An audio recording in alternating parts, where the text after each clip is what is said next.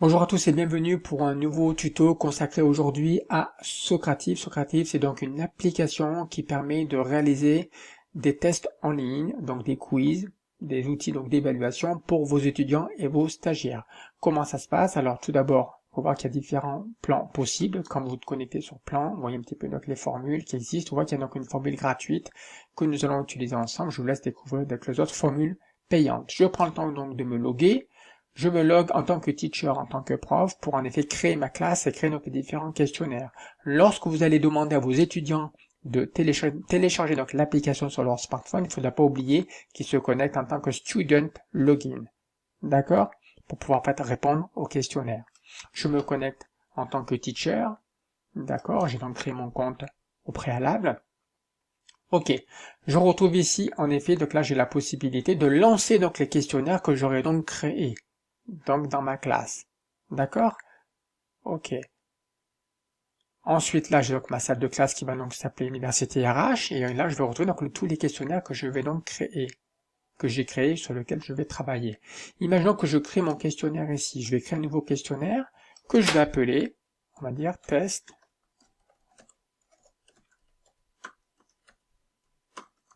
Socrative. D'accord? Je vais créer une première question, et dans cette première question-là, je vais rajouter notre questionnaire choix multiple. Je vais retrouver donc des questions que j'avais déjà trouvées tout à l'heure, notamment la définition donc de l'intelligence collective, juste pour vous montrer comment ça marche. Voilà, des éléments de compréhension de l'intelligence collective. Ça, c'est une bonne réponse, oui. Donc, en effet, c'est une bonne réponse. Ça, c'est une réponse qui est fausse, donc je ne la coche pas en vert. La troisième réponse est encore une mauvaise réponse. Je la coche pas non plus. Par contre, donc la quatrième est une bonne réponse par rapport à mon QCM. Donc je la coche. OK. Ensuite, je vais rajouter donc une autre type donc de question, une question vrai ou faux, sur une définition donc du forum de discussion. J'ajoute une autre question, et la question elle est donc ici. Patati patata, forum de discussion, c'est ça, communication synchrone. Non, c'est une communication asynchrone. Donc la réponse c'est donc faux. Ici. D'accord?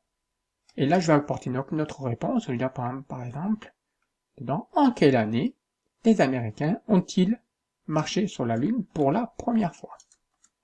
D'accord? Et là, je vais répondre que c'est 1969. Et je vais supprimer toutes les autres réponses.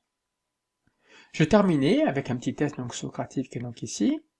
D'accord? Je peux désormais, en fait, enregistrer et quitter. Je retourne mon test qui est donc ici.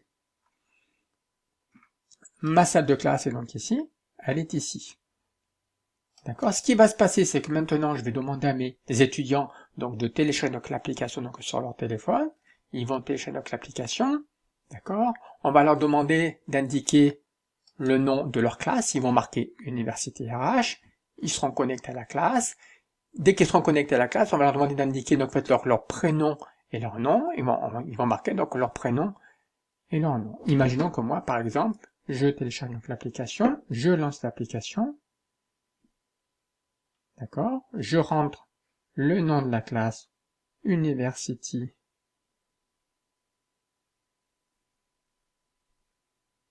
RH,